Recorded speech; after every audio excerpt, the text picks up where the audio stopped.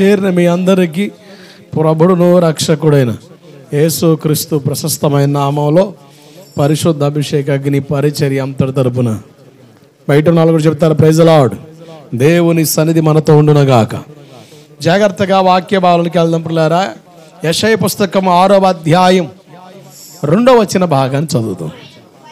ఆయనకు పైగా శరాపులు నిలిచి ఉన్నారు, ఒక్కొక్కరికి 6 రెక్కలు ఉన్నాయి. ప్రతివాడు 2 రెక్కలతో ముఖాన్ని 2 కాళ్ళను కప్పుకొనుచు 2 ఓ శ్రేష్టమైన అనుభవాన్ని మీ దృష్టికి నేను తీసుకొని వస్తున్నాను. దేవదూతల గురించిన ఓ ప్రత్యేకమైన వివరణ పరిశుద్ధ గ్రంథంలో చాలా స్పష్టంగా చెప్పబడింది. దేవుని సింహాసనానికి సమీపంగా ఉన్న దూతల గురించిన ఓ చక్కని వివరణ ప్రవచనాత్మకంగా దర్శన రూపంలో యెషయా పాస్టర్ గారు చూచి చెబుతున్నారు. దేవుని సింహాసనానికి సమీపంగా 6 రెక్కల గల దూతలు ఉన్నాయి. వాటికి శరాపులు, మహాదూతలు అని పేరు కలదు.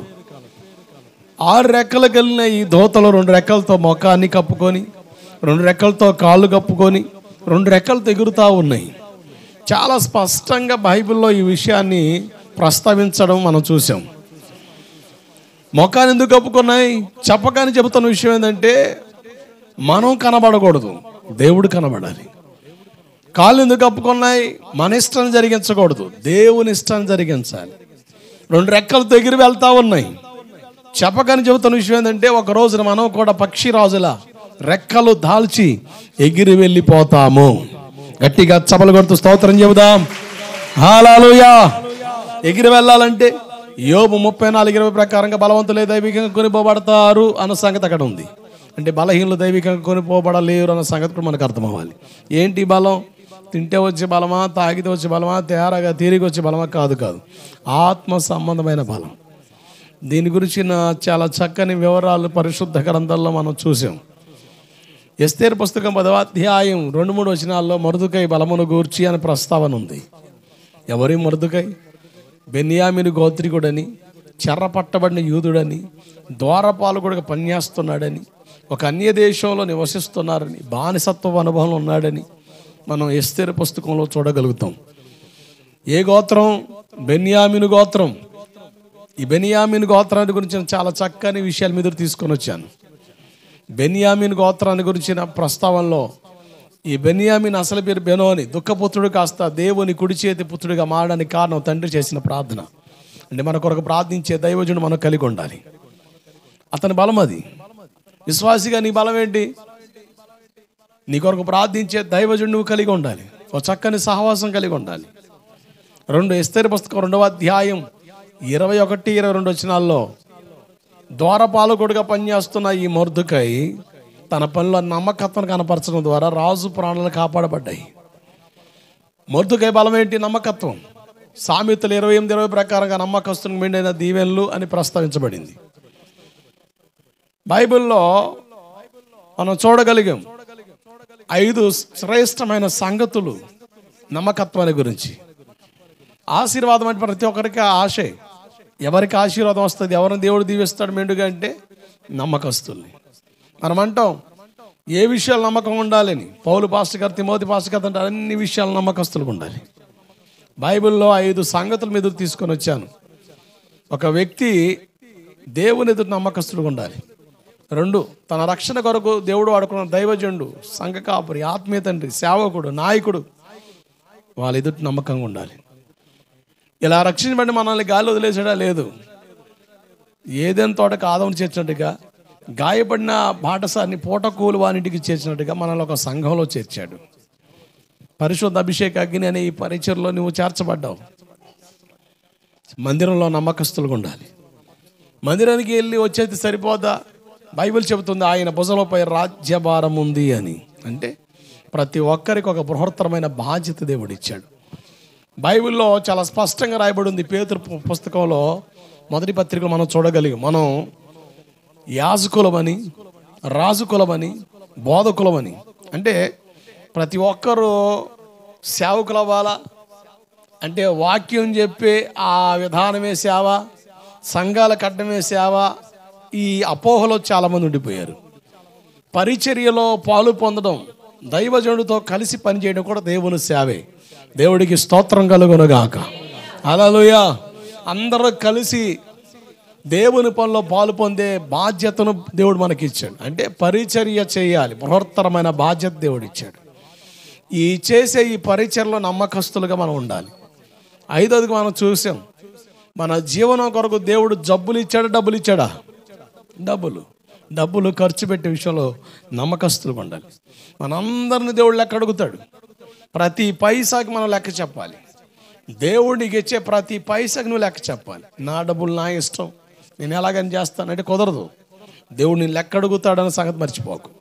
కనుక డబ్బులు ఖర్చు పెట్టే విషయంలో నమ్మకస్తులుగా ఉండాలి. ఈ 5 సంగతుల్లో 4వ సంగతిని మీ ఎదురు తీసుకొని వచ్చాను, పరిచర్లో నమ్మకస్తులుగా ఉండాలని. ఒక భాగంలో సేవలో పాలు పొందే వాళ్ళు పరిచర్లో నలిగి, పరిచర్లో కొనసాగి వాళ్ళు అట్లా దీవించబడ్డారో చెప్పాను. 2 భాగంలో విశ్వాసులు కూడా పరిచర్లో పాలు పొందే అవసరత ఉంది అని చెప్పాను. చాలామంది అంటారు, మేము విశ్వాసులం అండి, ఎంత చేసినా ఎక్కడ వేసిన కొంగలు అక్కడే కదా, ఆ స్థాయిలోకి రాలేం కదా, ఇదేమో సెక్షన్ వాడిగా కేటగిరీస్ కాదు, ప్రమోషన్లు ఇవ్వడానికి. జాగ్రత్తనండి. బలిపీఠం ఎదుట 2 రకాల సేవలు ఉన్నాయి. బలిపీఠం మీద జరిగే సేవ, బలిపీఠం కింద జరిగే సేవ. బలిపీఠం మీద జరిగే సేవకు ప్రతిష్ఠితుడు, అభిషక్తుడు కావాలి. ఎవరు పడితే వాళ్ళు చేయడానికి వీల్లేదు. అది దైవ క్రమం, దైవిక నియమం. దీని గురించే కాస్త గందరగోళం ఏర్పడింది. ఎక్కడ అంటే సంఖ్యాకాండం 16వ అధ్యాయంలో వాళ్ళు యాజకత్వాన్ని కోరి దేవుని కోపానికి గురైన విధానం, కోరహు, దాతాను, అభిరాముల గురించిన ప్రస్తావన మనం చూసాం. బలిపీఠం కింద జరిగే పరిచర్లో ప్రతి ఒక్కరికి దేవుడు బాధ్యత ఇచ్చాడు. ప్రతి ఒక్కరు బలిపీఠం కింద జరిగే పరిచర్లో పాలు పొందే అవసరత ప్రతి విశ్వాసికి ఇచ్చాడు. బలిపీఠం కింద జరిగే పరిచర్లో పాలు పొంది మాకు వచ్చే ఉపయోగం ఏంటి, లాభం ఏంటి, ప్రయోజనం ఏంటి, మా పనులు మాకు సరిపోతున్నాయి, ఖాళీ దొరకట్లేదు, అవకాశమే లేదు, చేయాలని ఉంది కానీ ఆడ కుదరట్లేదు అని ఏవేవో కారణాలు మనం చెబుతాం. కానీ పరిచర్య చేయడం ప్రతి విశ్వాసి ధర్మం, దేవుడిచ్చిన బాధ్యత అని గుర్తించాలి. ఎందుకు చేయాలి, చేస్తే ఉపయోగం ఏంటి? ఇర్మియా పుస్తకం 33వ అధ్యాయం 22వ వచనం, నాకు పరిచర్య చేయు లేవీయులను లెక్కింపలేనంతగా నేను విస్తరింపజేస్తాను. గట్టిగా చప్పలు కొడుతూ స్తోత్రం చెబుదాం. హల్లెలూయా. లెక్కింపలేనంత ఆశీర్వాదాన్ని విస్తరణ దేవుడిస్తాడు. నీ జీవితంలో దేవుని ఆశీర్వాదానికి దగ్గర అవ్వాలంటే దేర్ ఇస్ ఏ ఛానల్, ఒక చక్కని అవకాశం ఇచ్చాడు. దేవుని పనిలో పాలు పొందే బాధ్యత, అవకాశం దేవుడిచ్చాడు. లేవి గోత్రాన్ని గురించి చాలా చక్కని ప్రస్తావన మీకు ఇచ్చాను. వాళ్ళు శపించబడిన జనాంగంగా ఉన్న వారు దేవుడిచ్చిన అవకాశాన్ని సద్వినియోగం చేసుకోవడం వల్ల వాళ్ళు దేవుని సన్నిధిలో పనిచేసే నిత్య కట్టడను దేవుని దగ్గర నుంచి వాళ్ళు పొందుకోగలిగారు. ఈ లేవి గోత్రం గురించిన ప్రస్తావనలో చక్కని విషయం మీకు చెప్పాను.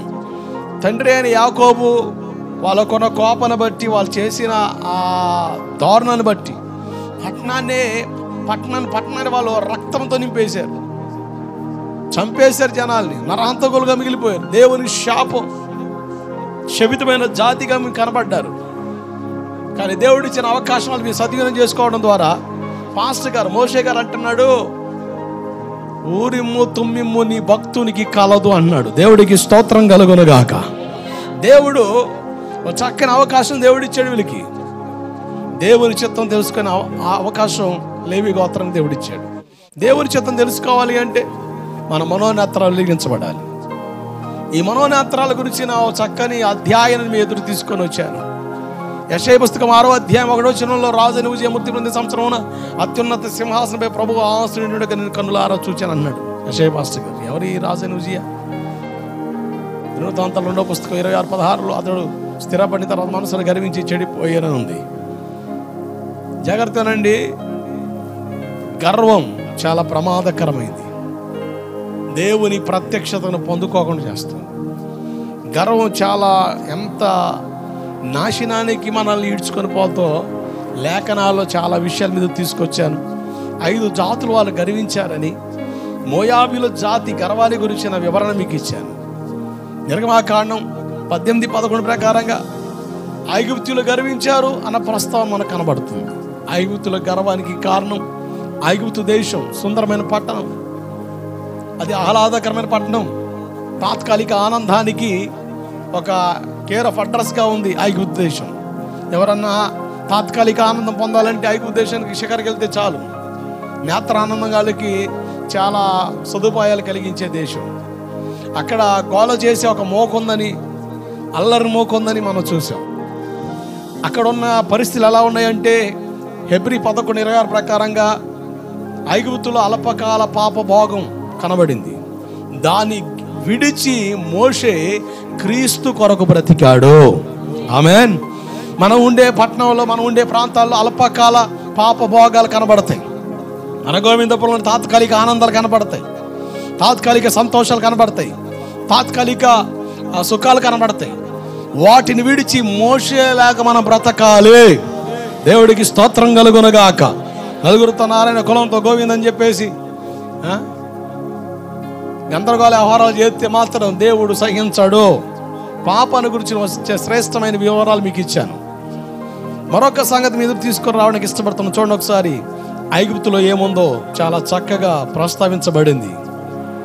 ఐగుప్తులో ఉన్న లోపం ఏంటో, వాళ్ళు ఐగుప్తు బట్టి ఎందుకు గర్వించారో చాలా చక్కని వివరాలు బైబిల్లో చూడగలిగాం. వీళ్ళు అల్పకాల పాప భోగాలకి తావిచ్చారు. పాపానికి తావివ్వడం ద్వారా ఐగుప్తులో మరుగై కనబడుతున్న ప్రమాదకరమైన కొన్ని సూచనలు ఉన్నాయి. నెంబర్ 1 చూడండి, యెహోషువ పుస్తకం 5వ అధ్యాయం 9వ వచనం. పాపానికి తావిచ్చిన వారి జీవితాల్లో కలిగే నష్టాలు, ఫలితాల గురించిన వివరాలు మనం చూడగలం.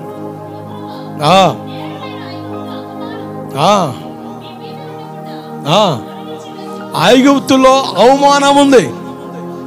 ఎందుకంటే కంప్లీట్గా లోక సంబంధమైన సుఖభోగాలకు తావిచ్చిన పట్టణం.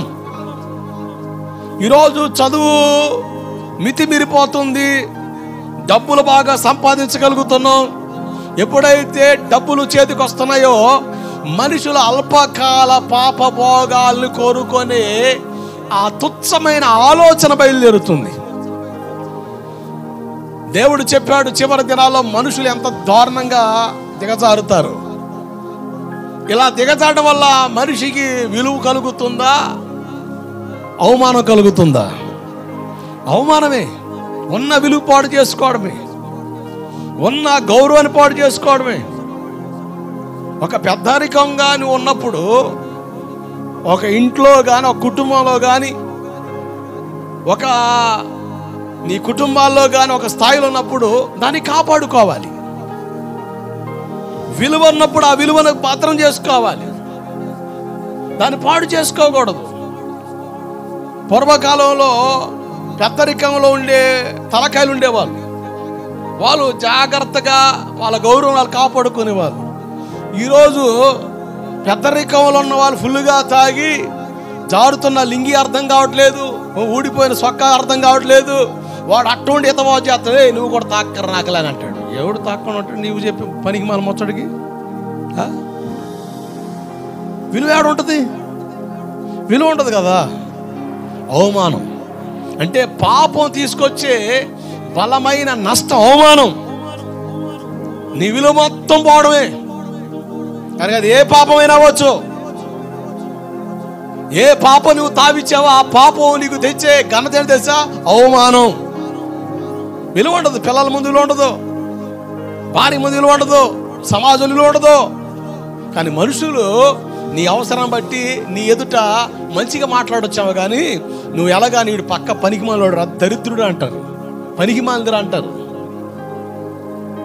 మనిషి బయటికే నీతో మంచిగా మాట్లాడవచ్చు, కానీ నీ స్వభావం, నీ ప్రవర్తన నీకేం తీసుకొస్తుంది? అవమానమే. గేలి చేయబడతావు, అల్లరి చేయబడతావు. ఇంకో రెండవ కారణం మీరు చూడండి, అదే నిర్గమాకాండం 15:26. అల్పకాల పాప భోగాలకి తావిచ్చిన ఈ ఐగుప్తులో దాచబడిన కానరాని నష్టాలు మనకు కనబడుతున్నాయి. 15:26 శ్రద్ధగా విని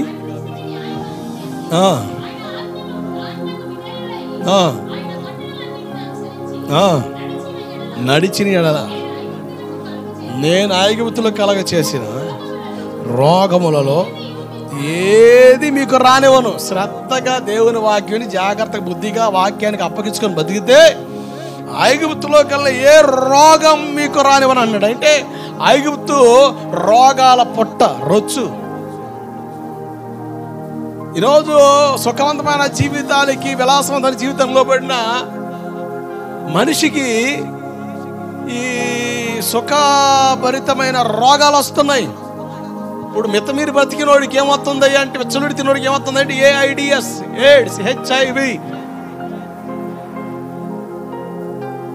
కారణం ఏంటంటే అల్పకాల సుఖాన్ని కోరుకునే పరిధులు. దేవుడు వివాహ వ్యవస్థను పెట్టింది కారణం దానికే, వివాహ బంధాన్ని పెట్టిన దానికే. దేవుడు పెట్టిన ఆ కట్టడి దాటి నువ్వు వెళ్ళకూడదు, వెళితే నష్టపోతావు. రోగాల పుట్టది. మూడవ రీజన్ కూడా చూడండి. ఇర్మియా పుస్తకం 42:18. ఇర్మియా పుస్తకం 42వ అధ్యాయం 18వ వచనం. ఏంటంట? నా కోపమును నా ఉగ్రతయు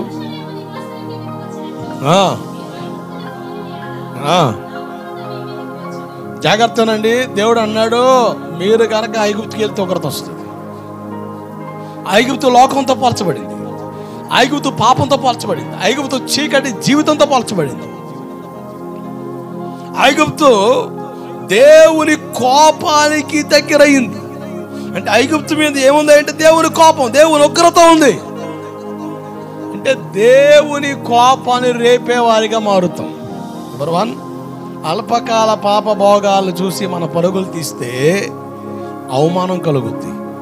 2, రోగాలు కలుగుతాయి. 3, దేవుని కోపం మన మీద నిలుస్తుంది. ఈ 3 నష్టాలు అల్పకాల పాప భోగానికి తావిచ్చిన ఐగుప్తు దేశంలో కనబడుతున్నాయి. కానీ బయటికి మాత్రం బ్రహ్మాండం కనబడుతున్నాం. ఐగుప్తు దేశం చాలా అందంగా, చాలా ఆహ్లాదకరంగా, చాలా బాగా కనబడుతుంది. కానీ దాంట్లో ఎంటర్ అయ్యి దాంట్లో ఉన్న సుఖభోగాలు అనుభవించాలని చూసేవాడికి కలిగేది ఏంటంటే అవమానం, రోగం, దేవుని ఉగ్రతకు బలి అవడమే. జాగ్రత్తలను పిల్లారా, ఐగుప్తుని గురించిన ఈ 2వ నష్టాన్ని గురించి మీరు తీసుకొని వస్తాను. నిర్గమాకాండం 15:26లో మనం చదివాం కదా, ఐగుప్తులో కలిగిన ఏ రోగం మీకు కలిగించనని. రోగాలు రావడానికి కారణాలు ఏంటో జాగ్రత్తగా వినండి. కొన్ని సమస్యలకు కారణాలు ఏంటో జాగ్రత్తగా వినండి. నేను మరలా చెబుతున్నాను. మీరు మీ మనసులో ఈ విషయాలు నాటబడి అంతవరకు దేవుడు మీతో మాట్లాడుతూనే ఉంటాడు. చాలా అవసరం, కొంతమందికి చాలా అవసరం. అనవసరం కాదు, అవసరం. ప్రతి ఒక్కరికి అవసరం. ఒక మాటలో చెప్పాలంటే మీరు జాగ్రత్తగా చూడండి. ద్వితీయోపదేశకాండం 28-27లో ఒక మాట ఉంది. ఐగుప్తులో ఎటువంటి రోగాలు బయలుదేరినాయో కొన్ని వివరాలు మీకు ఇస్తాను. 28-27.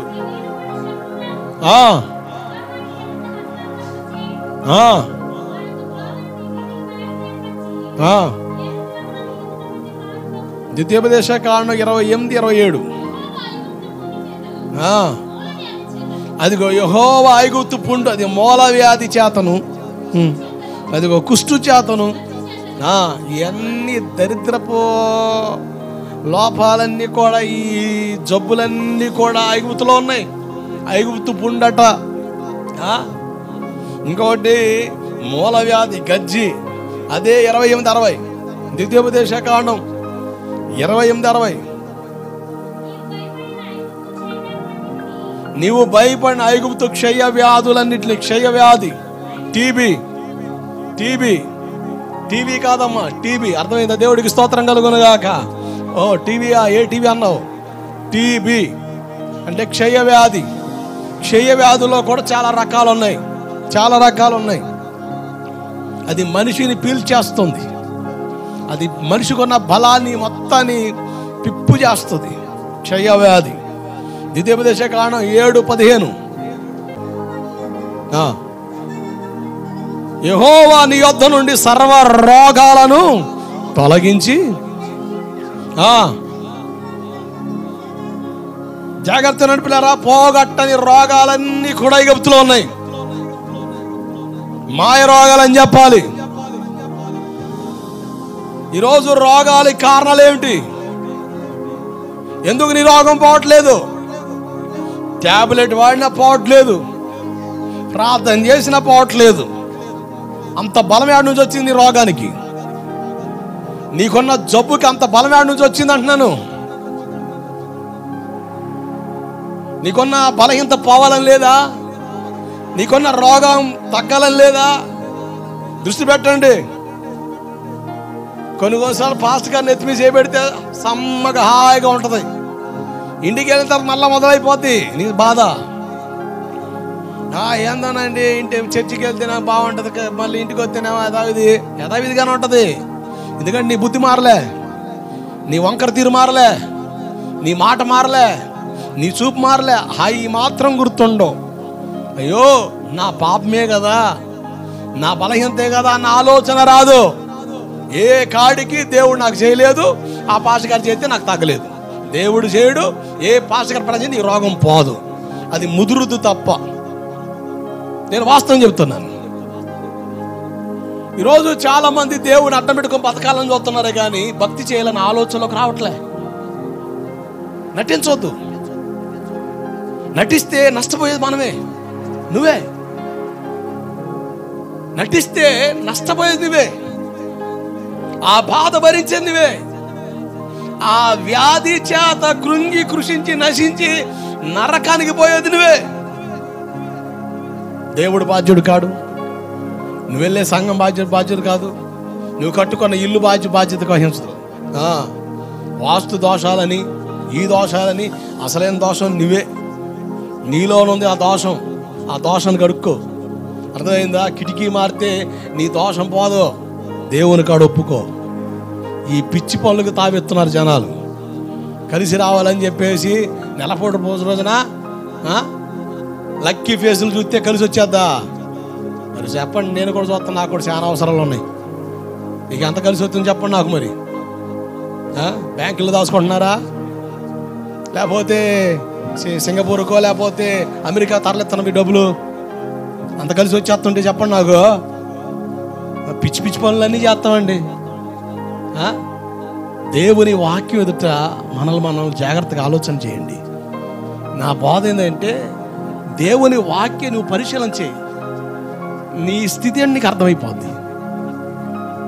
నువ్వు పక్క వాళ్ళని ఎవరెవరు కొంతమంది అంటారు, ఓ పాస్టర్ గారి దగ్గరికి వెళ్ళానండి, ఆయన ప్రార్థన చేస్తే అందరు తగ్గుతాం, మరి నాకెంత తగ్గదు, మరి అంతే, అదొక రూల్ అంతే. దేవుడు ముట్టినప్పుడు ఎవడు ముడితే నీకు పోయిపోద్ది. దేవుడు ముట్టనప్పుడు, దేవుడిని తాకినప్పుడు మాలాంటి వాళ్ళు ఎంతమంది ఎత్తిమి పెడితే నీకున్న జుట్టుడి గుండె అవుతుందిగా తప్ప నీ రోగం పోదు కదా. పోగొట్ట జాలని రోగాలతో మనిషి ఈరోజు విలపిస్తున్నాడు. ఈరోజు ప్రపంచం చూడ రకరకాల వైరస్లు వస్తున్నాయి. అనే విచిత్రం. తురగపాలెంలో నెల రోజుల్లోని 30-40 మంది చచ్చిపోయి పడికి గుండెలు దడబుట్టింది జనాలకి. తురగపాలెం అంటే అదేదో అమెరికాలో ఉన్నారు కోకో, గుంటూరు జిల్లాలో ఉంది తురగపాలెం, గుంటూరు దరిదాపుల్లో. చేపురోలు ప్రాంతం ఉంది ఒకటి, అక్కడ విచిత్రమైన వ్యాధి బయటపడింది, చనిపోయాడు. పలానా వైరస్ అంటే అసలు ఆందోళన, కంగారు. అంటే చచ్చిపోతానని భయం ఉంది కానీ దేవుడు అంటే భయం మాత్రం మనిషి కలగట్లేదు. చాలా విచారం. మనం ఆ తాలోనికి రాకూడదు. ఈ చివరి దినాల్లో దేవుని కలిగి బ్రతకడం వల్లనే ధైర్యంగా మనం ఉండగలం, నడవగలుగుతాం. దేవుడికి స్తోత్రం కలుగును గాక. ఈ చివరి దినాల్లో నువ్వు ధైర్యంగా ఉండాలి అంటే, నడవాలి అంటే నువ్వు క్రీస్తుని కలిగి ఉంటేనే సాధ్యం. దేవుడు వాక్యం సెలవిస్తుంది. ద్వితీయోపదేశకాండ 28వ అధ్యాయం మీరు చూస్తే 1-2 వచనాల్లో అసలు దేవుడు అన్నాడు, మీరు నా మాట శ్రద్ధగా వింటే. నిర్గమ 15:26 చూసిన, నిర్గమ 15:26 మరొకసారి చదవండి. నిర్గమాకాండం 15:26.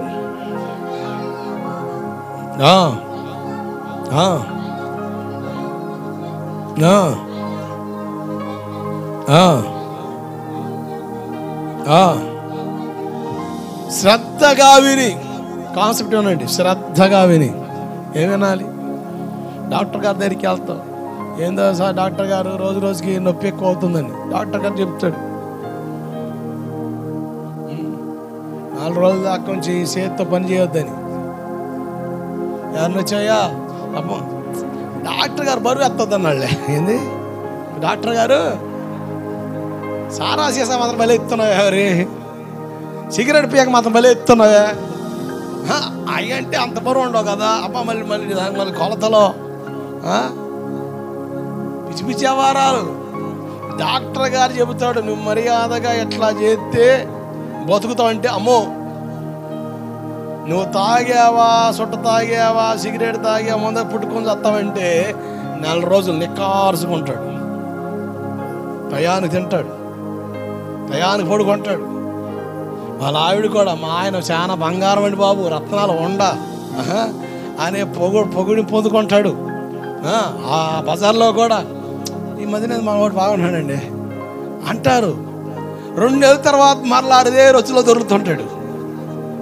నాకు భలే విచిత్రం. మనుషులు ఏదని చెబితే భలే పాటిస్తాం, దేవుడు ఏదని చెబితే మాత్రం అస్సలు మనం పాటించే అవసరం లేదు.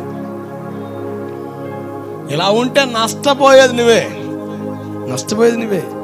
నిర్గమకాండంలో చెప్తున్నాడు కదా, శ్రద్ధగా దేవుని మాట. ఇర్మియా పుస్తకం 30:17 వచ్చింది చూడండి. ఇర్మియా 30:17.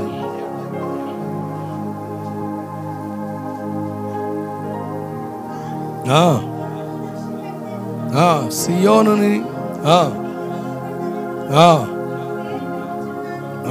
అయితే నేను నీకు ఆరోగ్యం కలగజేసేదను, నీ గాయములను మానిపేదను. గట్టిగా చప్పలు కొడుతూ స్తోత్రం చెబుదాం. ఇది ఒక డాక్టర్ చెప్పలే, పరమ వైద్యుడు చెబుతున్నాడు. పరమందున్న దేవుడు చెబుతున్నాడు. పరమందున మన దేవుడు చెబుతున్నాడు. మనం పాడుతాం కదా, మా కుటుంబ వైద్యుడవు, మా మంచి ఔషధము, మా కుటుంబ వైద్యుడవు నీవు, మా మంచి ఔషధము నీవు.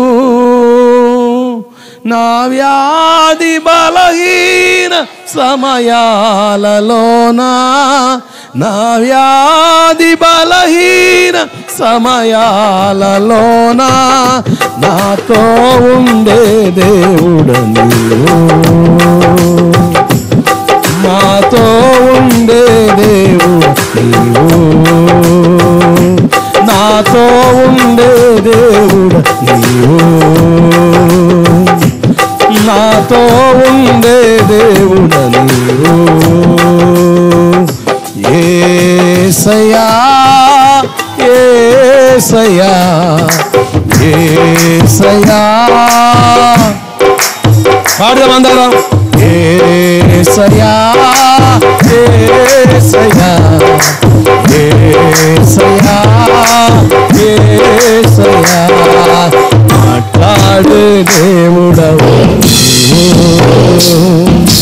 మాట్లాడని రాయి చెట్టువో నీవు కావు, మాట్లాడే దేవుడవు నీవు. యేసయ్యా పలుకుదాం యేసు నామాన్ని, చెప్పండి. యేసయ్యా యేసయ్యా యేసయ్యా యేసయ్యా, మాట్లాడే దేవుడవు నీవు,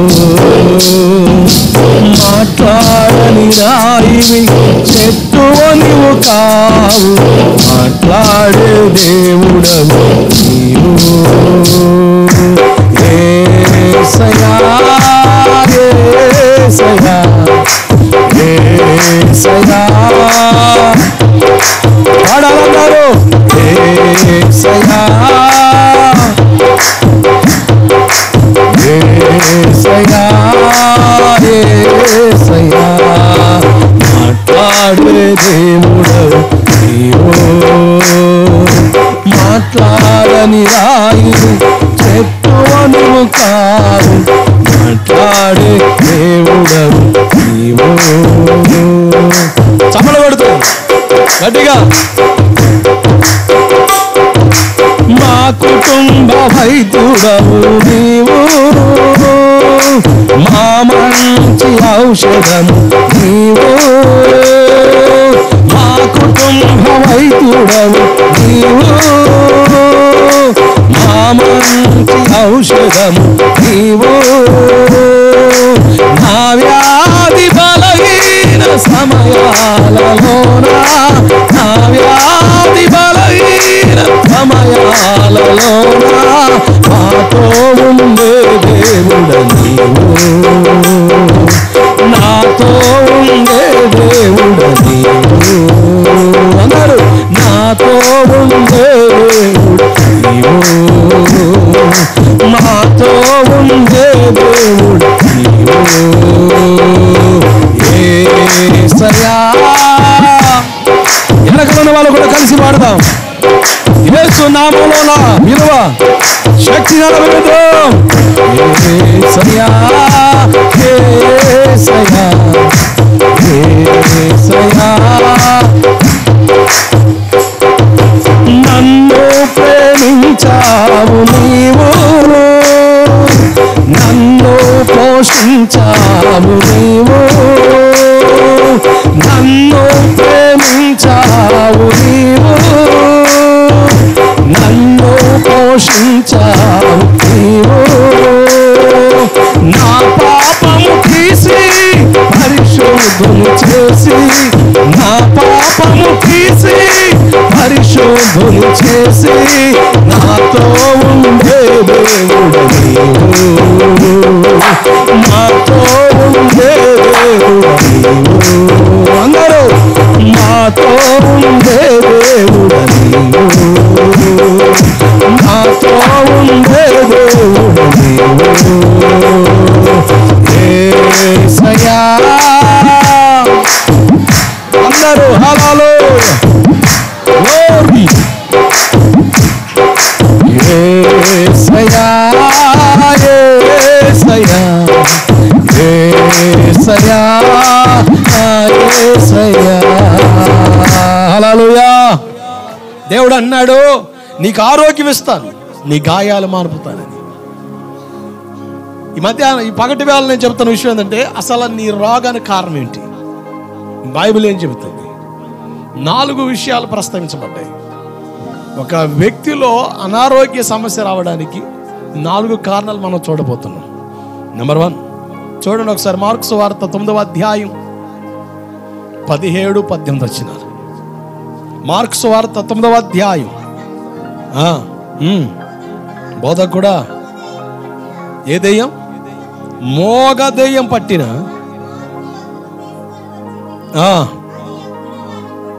అది ఎక్కడ వాణి పడుతుందో అక్కడ వాణి పడతొరుస్తుంది.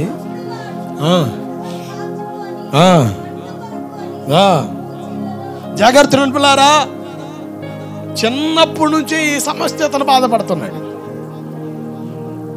ఆ వ్యక్తిని దెయ్యం పట్టగానే కింద పడి మోర్చిల్లి ఫిడ్స్ రోగం వస్తే అట్ట అయితే గిలగిల కొట్టుకుంటాడో నొరగ కడుక్కుంటా అట్ట పరిస్థితి.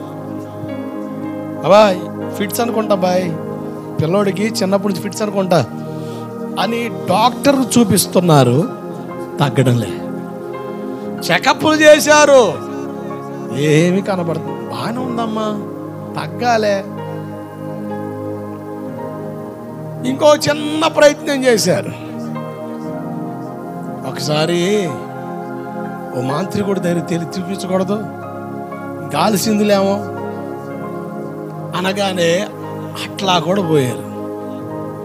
వాడు వచ్చి ఏదో తూతూ మంత్రం చేశాడు. మంత్రించి నిమ్మకాయ సింతకాయలు కూడా రాలవన్నట్టు వారం అయింది.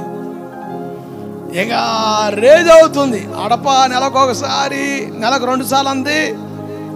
వీడు దెయ్యాలను ఆశ్రయించగానే ఇక రోజుకొకసారి డాముని కింద పడ్డం, నొరగక్కడం. ఎవరో ఒకళ్ళ దగ్గర లేకపోతే స్పాట్లో అయిపోతాడు. ఇక ఎవరో ఒకళ్ళు పని కట్టుకొని పని మానుకొని వాడిని కాపలా గాయడం. బడికి పంపాలంటే బడిలో సడన్గా డాముని కింద పడి గిలగిల కొడుకుని నొరగక్కుంటాడు. పంతులు గారు మెల్లగిడి పంపించేస్తాడు. చదువు లేదు, పని లేదు, వాడికి కాపలా. గందరగోళ పరిస్థితి, ఏం అర్థం కావట్లే. వాడు మెల్లమెల్లగా 14, 15, 16 సంవత్సరాలు వచ్చినాయి, తగ్గలే. రకరకాల ప్రయత్నాలు చేశారు. ఏందో దేవుడు కూడా కనికరించట్లేదన్న బాధ వీళ్ళు ఉండిపోయింది. ఆ దినాల్లో యేసు ప్రభుని కోసం వార్త చాలా స్పష్టంగా వినబడుతుంది. దెయ్యాలు పట్టిన వాళ్ళు బాగుపడుతున్నారట, రోగాలు తగ్గుతున్నాయంట. సరే, ఈయన కాడు కూడా తీసుకొని పోదాం, ఈయన ఏం చేస్తాడో అని. చదవండి 19, 20, 21, 22 వచ్చినాను. జాగ్రత్త, వాక్యం వినాలి. నేను వాక్యంలో నుంచే మాట్లాడుతున్నాను. నేను స్టోరీగా చెప్పేయచ్చు ఇక్కడ జరిగిన సంగతి. బైబిల్ వాక్యం నాకు తెలిసిన విషయం ఏంటంటే, ఆయన వాక్కును పంపి రోగులు బాగు చేశాడు. దేవుడికి స్తోత్రం కలుగును గాక. వాక్యం వెళ్ళగు తోడని వెలుగు పుట్టింది. ఆమేన్. దేవుని వాక్యం చదువుతుండగా, దేవుని వాక్యం ప్రకటించబడుతుండగా నువ్వు విన్నావా? నిన్ను బంధించిన ఆ దుష్టుని బలం ఈ పగటి వేళ తొలగిపోద్ది. గట్టిగా స్తోత్రం చెప్పు. హల్లెలూయా. కనుక జాగ్రత్త వినండి. విశ్వాసం లేని తరముల వారలా ఇతను ఈ లబ్బని తెచ్చినప్పుడు యేసు ప్రభు కొంచెం ఏకాంత ప్రార్థనకి వెళ్ళాడు. అంతకు మునిపే వీళ్ళు సువార్త నిమిత్తం బయటికి వెళ్ళారు. అసలు చాలా అద్భుతాలు జరిగినాయి. వాటి కోసం డిస్కస్ చేస్తున్నారు. అంతలో ఈ పిల్లగాడిని తెస్తే ఇక ఒకటి తర్వాత ఒకటి వ్యవహారం చేస్తున్నారు. సతానా, ఓ కమాన్, కమౌట్, కమౌట్.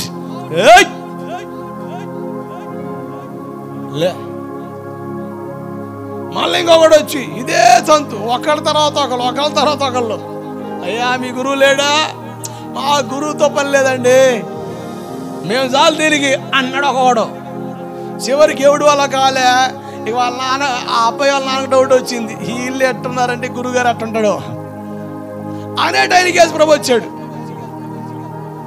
వీళ్ళు చేసిన గారిడికి, వీళ్ళు చేసిన వ్యవహారానికి ఎంతకాలం మీతో ఉంటా, విశ్వాసం లేని తరం వారాలని వాళ్ళని గద్దిస్తున్నాడు. చదవాలి.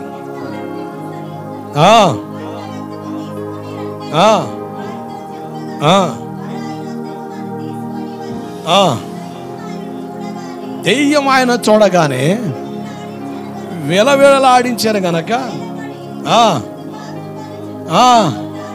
పొరలాడుచుండెను. ఎంత కాలమైందని, చిన్న వయసు నుండే తరచుగా అదిగో ఎంత స్థాయికి వెళ్ళింది అయ్యి అంటే, కింద పడి దొరలాడేవాడు తర్వాత ఏ స్థాయికి వచ్చాడంటే, ఇక దెయ్యం పట్టినప్పుడు నొరకక్కడమే కాదు, లేచిన తర్వాత వెళ్ళి నిప్పులో దూకుతానంటాడు, నీళ్ళల్లో బావిలో దూకుతానంటాడు. చదవాలి.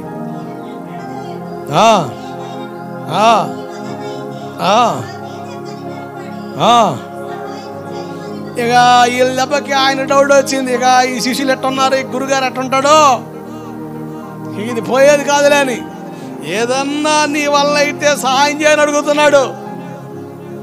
చిన్నప్పటి నుంచే యేసు ప్రభువును చూడగానే ఆ దెయ్యం ఒంట్లోకి వచ్చి గిలగిల్లాడి కింద పడి నొరకక్కుతున్నాడు. తండ్రికి భయం పుట్టింది. ఓరి నాయనో, ఏడుకొస్తే మళ్ళా రేజ్ అయిందిరా నాయనా అని గందరగోళం ఉంటే అంటాడు, ఏదన్నా నీ వల్ల అయితే చెయ్యయ్యా అని. అప్పుడు ప్రభు అంటాడు, అందుకు యేసు నమ్ముట నీ వల్ల నమ్మడానికి సమస్తము సాధ్యమే అని చెప్పాను. దేవుడికి స్తోత్రం కలుగునుగాక. జాగ్రత్తగా చూడండి. 23వ వచన భాగం చదివాం కదా, 24 కూడా చదువుతాం. వెంటనే ఆ చిన్నవాని తండ్రి, నమ్ముచున్నాను, నాకు అపనమ్మకం కలగకుండా సహాయము చేయమని బిగ్గరగా చెప్పాను. జనులు గుంపు కూడి తన యొద్దకు పరిగెత్తి వచ్చుట చూచి యేసు చూచి, మోగవైన చెవిటి దెయ్యమా వాని వదిలిపో, ఇక వానిలో ప్రవేశింపొద్దని నీకు ఆజ్ఞాపిస్తానని చెప్పి ఆ అపవిత్రాత్మ గద్దించాను. అప్పుడు అది కేక వేసి వాన్నెంతో విలవిలలాడించి వదిలిపోయాను. అంతటా వాడు చచ్చిన వాని వలె ఉండెను గనక అనేకులు వాడు చనిపోయాడు అనుకున్నారు. వాళ్ళ నాన్న కొడుకు ఒరే కొడుకా లేరా లేకట్లే, ఉడుకు పలుకు లేదు, జాగ్రత్తనండి. ఇతనికి రోగం చిన్నప్పటి నుంచి వచ్చింది. డాక్టర్ దగ్గరికి వెళ్ళాడు, మాంత్రికులు ఆశ్రయించాడు, రకరకాల ప్రయత్నాలు చేశాడు. ఎటు పోయినా కూడా రోగం అంతు చెక్కలే, దానికి పరిష్కారం చెక్కలే. వాస్తు దోషం అని వాస్తు చూపించుకొని ఉండొచ్చు. అలాంటి తెలివితేటలు కూడా ఉంటాయి వాళ్ళకి. రకరకాల ప్రయత్నాలు, రకరకాల ప్రయోగాలు చేశాడు. పాలు తొక్కాడు ఒకడు, ఏదేదో తొక్కడం ఒకడు, ఏదేదో వ్యవహారం చెబుతున్నాడు, కానీ ఒక్కడు బాగు చేసింది లేదు. చివరికి వాడు ఆ దెయ్యంతో విలవిల్లాడుతా లేచిన తర్వాత ఏ నూతులోనో గోతులోనో నుప్పులోనో దూకుతానంటాడు, చస్తానని. చావు చావని ప్రేరేపిస్తుంది సాతానుడు. ఇప్పుడు ఏం చేయాలి అర్థం కాని పరిస్థితి. ప్రభు గద్యం ఏమని గద్దిస్తున్నాడు? మోగవైన చెవిటి దెయ్యమా విడిచిపో అనగానే అది విలవిల్లాడించి కేకలేసి వదిలిపోయింది. చచ్చిన వాడి పడి ఉంటే చచ్చిపోయాడు అనుకున్నారు జనాలు. యేసు ప్రభువుని లేపాడు. ప్రసాద్ ఎలా ఉంది? ఇబ్బంది ఏమీ లేదు. తండ్రి సంతోషం వెళ్ళిపోయాడు కొడుకుని తీసుకొని. ఈ సంఘటన జరిగిన ఈ విషయాన్ని చూసిన శిష్యులు ఏమని అడుగుతున్నారు, ఇది ఎలా సాధ్యమైంది? 29వ వచ్చిన భాగం చూడండి. ఇది ప్రార్థన వల్లే గాని దేని వలనైనా ఈ విధమైన వదిలిపోవట అసాధ్యమని వారితో చెప్పాను. హల్లెలూయా.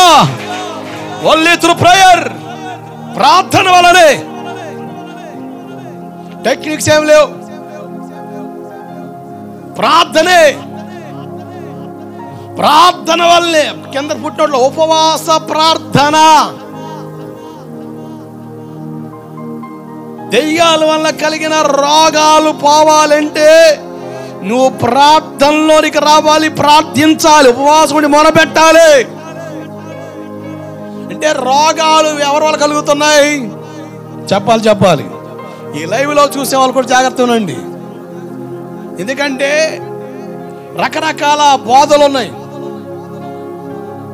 స్వస్థతలు లేవని ఒకడు అంటాడు, ఉన్నాయి కానీ ఇప్పుడు జరగట్లేదు అంటాడు ఒకడు. దెయ్యాలు లేవంటాడు ఒకడు, ఇంకా అతనేమో దెయ్యాలు ఉన్నాయి అంటాడు ఒకడు. దెయ్యాలు ఉన్న తనకేమో దెయ్యాల పాస్టర్ అంటారు, దెయ్యాలు లేవంటే గడిబిడి పాస్టర్ అంటాడు. ఎవడు తగ్గపేరాలు పెట్టేశారు. వాక్యం ఏం చెబుతుందో మీరు, రోగాలు దెయ్యాల వల్ల కలుగుతున్నాయి అంటే, ఒకటి దెయ్యాల వల్ల కలిగిన రోగాలకి పరిష్కారం ఏదంటే ప్రార్థన. ఆమేన్. నేను సవాల్ చేస్తున్నా, నువ్వు ఏ మాంత్రికుడి దగ్గరికి వెళ్ళని బాగు చేయించుకో, మరలా రాకపోతుందని అడుగు. మరి ప్రార్థన చేసిన తర్వాత కూడా వస్తుంది. ఎందుకంటే నువ్వు సక్కరగా ఏడవాలిగా. దేవుడు నీకు మేలు ఎందుకు చేశాడు? నీకు అద్భుతం ఎందుకు చేశాడు? దెయ్యం బట్టి అల్లాడి రోగాలతో ఆ రొచ్చులో పడి ఎడుతుంటే దేవుడు బాగు చేసింది ఓర పందిలాగా తిని ఓరకనే రోడ్డు మీద తిరగడానిక? ఏడుండానికి ఏడుండాలి నువ్వు? కానీ ఈరోజు స్వస్థత పొందిన ఎట్ట తయారవుతున్నారు, ఇన్స్టెంట్ మిరాకిల్స్ పొందిన ఎట్ట ఉన్నారు. వాళ్ళ కోసం దేవుడు ఏడుతాడు. చూడండి మత్తయి సువార్తలోకి రండి. మత్తయి సువార్త 11వ అధ్యాయం 20-21 వచనాలు. ఏ పట్టణములలో ఆయన విస్తారమైన అద్భుతాలు చేశానో ఆ పట్టణంలో వారు మారు మనసు పొందకపోవుట వలన వారిని గద్దింపసాగాను. కొరాజీనా, అయ్యో బెత్సైదా, మీ మధ్యన చేయబడిన అద్భుతములు తూరు సీదోను పట్టణంలో చేయబడిన ఎడల ఆ పట్టణముల వారు పూర్వమే గోనె పట్ట కట్టుకొని బూడిద వేసుకొని మారు మనసు పొంది ఉందరు. గద్దెత్తున్నాడు బుచ్చగెత్తున్నాడా చెప్పండి? ఎవరిని గద్దెత్తుంది? అద్భుతాలు పొందావు, మేలు పొందావు, దేవుడి కార్యాలు చేశాడు. ఏం చేస్తున్నావు? నేను అంటాను, గోవిందపురం తొలిటి దినంలోకి వచ్చినప్పుడు దెయ్యాలతో శోధించబడిన వ్యక్తులు ఎవరెవరో నాకు రికార్డెడ్గా నా మెమరీ సిప్లో ఉంది. ఎంతమందిని దేవుడు బాగు చేశాడో. సంవత్సరాలు గడిచి నువ్వు మర్చిపోవచ్చు, దేవుడు మర్చిపోలే. బాధపడుతున్నాడు, దేవుడు బాగు చేశాడు, బాగు చేస్తానే ఉన్నాడు, ఆరోగ్యం ఇస్తానే ఉన్నాడు. నీకు బాధ వచ్చినప్పుడల్లా దేవుని దగ్గరికి వచ్చి ఏడిస్తే దేవుడు కనికరిస్తానే ఉన్నాడు. ఆయన ప్రేమను చులకన చేస్తున్నావు నువ్వు. ఎన్ని మేలు దేవుడు చేశాడు నీకు. గద్దెత్తే చర్చికి వస్తావా? ఉజ్జగించాలా? దేవుడిని దీవించునుగాక. నీ పిండిలో తొట్లో ఉన్న పిండే పొంగి పొరులను కాకండి. ఆమేన్, హల్లెలూయా. బొచ్చగించలే వాళ్ళే, గద్దింపసాగాను. నీ బుద్ధి మార్చుకోకపోతే, నీ పద్ధతి మార్చుకోకపోతే దేవుడు బొచ్చగించడం గద్దిస్తాడు. దేవుడు చాలా మేలు చేస్తున్నాడు. క్రైస్తవ సమాజానికే కాదు, ప్రతి ఒక్కరి పట్ల దేవుడు మేలు చేస్తున్నాడు. కానీ దేవుడు చేసిన మేలుని ఎరగనట్లుగా బ్రతికేస్తున్నాం. దెయ్యముల వల్ల కలిగిన రోగాలు ప్రార్థన వల్లనే పోతాయి. దేవుడికి స్తోత్రం కలుగునుగాక. టకటక్ కొన్ని వచనాలు మీకు చూపిస్తా బైబిల్లో. చూడండి ఒకసారి, మత్తయి సువార్త 8:17 త్వరగా.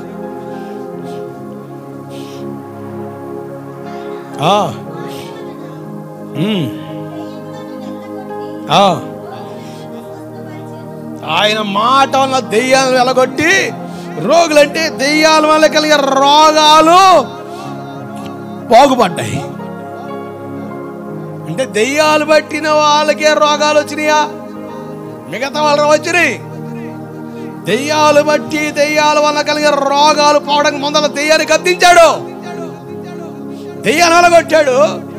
తనకున్న రోగం కూడా ఆటోమేటిక్గా వదిలిపోయిందంతే. దేవుడికి స్తోత్రం కలుగునుగాక. మత్తయి సువార్త 9వ అధ్యాయం 32-33.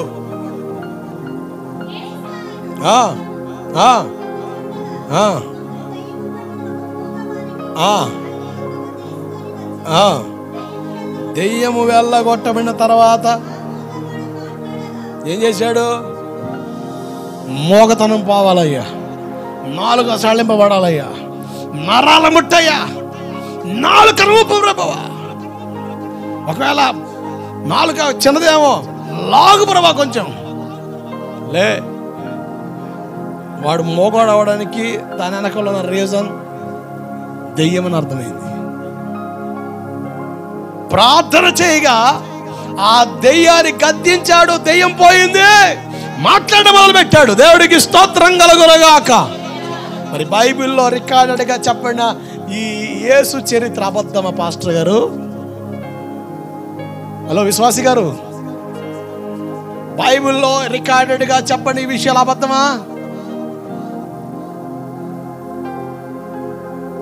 నేను ఆరాధన ఛానల్లో వాక్యం చెప్పేటప్పుడు ఒక పాస్టర్ గారు ఫోన్ చేశాడు నాకు. పాస్టర్ గారు, వాక్యం బాగుంది, చాలా అద్భుతంగా మాట్లాడుతున్నావు, లాస్ట్లో ఏవో ప్రార్థన చేస్తాను చెప్పి మాట్లాడుతున్నావు, మాట్లాడి దెయ్యాలు వెళ్ళగొట్టబడని గాక, దెయ్యాలు బంధించబడండి. ఆల్రెడీ దేవుడు బంధించాడుగా, వెళ్ళగొట్టేశాడుగా. నేను పని కొట్టి వెళ్ళగొట్టేది ఏంది? ఒకవేళ ప్రార్థనలకే స్వస్థత జరిగితే హాస్పిటల్ ఎందుకు అంటే బైబిల్ చదువుతున్నావు, సేవ చేస్తున్నావు, కానీ నీకు బైబిల్లో నడక అర్థం కాలేదు.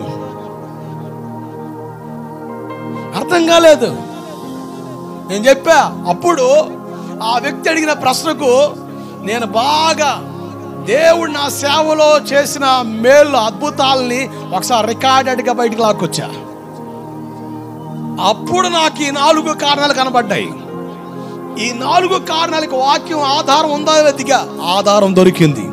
అందుకనే చెప్పగలుగుతున్నాను, 75% రోగాలు దెయ్యాల వల్ల కలుగుతున్నాయి. 75%.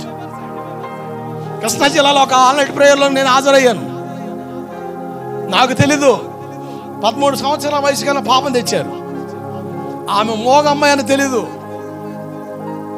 ప్రార్థన చేయమన్నారు, ప్రార్థన చేశాను. టీ బ్రేక్ టైం ఇచ్చారు, వాక్యం అయింది. ఆరాధన చేస్తున్న కొంతమంది దెయ్యాల బండ్లు కింద పడుతున్నారు. దేవుడు వాళ్ళని తాకాడు. బ్రేక్లో కొంతమంది వచ్చి ప్రార్థన చేసుకుని పోతున్నారు. ఈ పాపం తీసుకొచ్చారు. ప్రార్థన చేస్తుండగా అంటారు, ఈ పిల్ల మాట్లాడదు సార్ అని. యేసు నామములో మోగదయ్యని గద్దిస్తుని ప్రార్థన చేసి ఎలానన్నా దేవుడు మేలు చేస్తాడని. ఆ సెకండ్ సెక్షన్లోకి వచ్చేపాటికి ఆ పిల్ల మాట్లాడడం ప్రారంభించింది. దేవుడికి స్తోత్రం కలుగునగాక. నాకు ఇప్పటికీ తెలుసు నాలో ఏమీ లేదు, నేను ఒప్పుకుంటా. నా యేసులోనే ఉంది, నా యేసులోనే ఉంది. ఇటువంటి అద్భుతాలకి మీరు కూడా సాక్షులే. దేవుడు ఎప్పటికీ ఎప్పటికీ ఎప్పటికైనా అప్పటికైనా ఎప్పటికైనా ఎప్పటికైనా ఆయన అద్భుతాలు చేయగలవాడు. ఆయనలో పవర్ తగలే. ఆయన నిన్న నేడు నిరంతరం ఏక రీతిగా ఉన్నాడు. ఆమేన్, హల్లెలూయా. అద్భుతం. ఒక ఆమెను హాస్పిటల్లో జాయిన్ చేశారు. నర్సరపేట హాస్పిటల్లో బెడ్లో ఉంది. ఒక అతనికి నేనంటే అభిమానం, వాళ్ళ బంధువుల్లో ఎవరికైనా అనారోగ్యంగా ఉంటే వాళ్ళకి నా ఫోన్ నెంబర్ ఇస్తాడు. నా ఫోన్ నెంబర్ ఇచ్చి నాకు ఫోన్ చేశాడు. అయ్యారు పల్లెలు ఫోన్ చేస్తారు, వాళ్ళ హాస్పిటల్లో ఉన్న డాక్టర్ గారు రాలేదంట, పిల్లకి విపరీతం తలపోటు వస్తుంది. ఎట్లా తలపోటు అంటే ఎవరో కర్రతో బుర్ర పగలు కొట్టినంత తలపోటు వస్తుందంట, తట్టుకోలేదు. దాదాపు చాలా కాలం నుంచి ఇదే బాధ. హాస్పిటల్కి వెళ్తా చూపించుకుంటారు, మెడిసిన్స్ తీసుకొని మళ్ళీ వస్తుంది, మరలా అదే పరిస్థితి. టాబ్లెట్స్ వాడినంతవరకు బాగానే ఉంటుంది, టాబ్లెట్స్ అయిపోతే మరలా అదే కాలకు వస్తుంది. సరే ఫోన్ చేయమని ప్రార్థన చేస్తానని చెప్పి వాళ్ళు ఫోన్ చేశారు. ఆమె నర్సరపేటలో ఉంది హాస్పిటల్లో, నేను వేరే చోట ఉన్నాను. ప్రార్థన చేస్తుండగా నాకెందుకు ఆమె నుంచి ఏదో వెళ్ళిపోయినట్టు అనిపించింది. నేను అడిగాను, అమ్మా నేను ప్రార్థన చేస్తుంటే నిన్ను చేదో వెళ్ళిపోయినట్టుగా అనిపిస్తుంది నాకు ఆత్మలో, ఎలా ఉందన్న? అవును పాస్టర్ గారు, నా నుంచి ఏదో నాకు బరువుగా ఉండింది, తలంతా బరువుగా ఉంది, మీరు ప్రార్థన చేస్తున్న ఏదో నా నుంచి వెళ్ళిపోయినట్టు అనిపించింది, నాకు కూడా అనిపించింది. దేవుడు నేను స్వస్థపరిచాడమ్మా, నీరసం ఉండి సెలవించుకొని ఇంటికి వెళ్ళిపోన్నా. డాక్టర్ గారు వచ్చారు, స్కాన్లు చేస్తాను, అవసరం లేదు పాస్టర్ గారు, డాక్టర్ గారు తగ్గింది, నీరసంగా ఉంది అమ్మాయి, కొంచెం సెలవు. దాదాపు ఇప్పటికీ 16 సంవత్సరాలు అవుతుంది. నేను ఈ మధ్యకాలంలో కూడా అమ్మని కలిసా.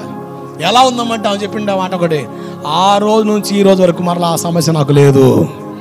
దేవుడికి స్తోత్రం కలుగునుగాక. హల్లెలూయా. మరి హాస్పిటల్లో సబ్మిట్ అయింది కదా, అంటే రోగం వెనకాల కారణం ఏంటో గుర్తించు. If you can notify the reason you can pray. నీకు అర్థమైతే ప్రార్థించగలవు, దానికి అద్దిస్తే ఆటోమేటిక్ పోద్ది. కానీ ఇప్పుడున్న భయంకరమైన పరిధులు వేరుగా ఉన్నాయి. మత్తయి సువార్త 12:22 కూడా చదవండి. మత్తయి సువార్త 12:22.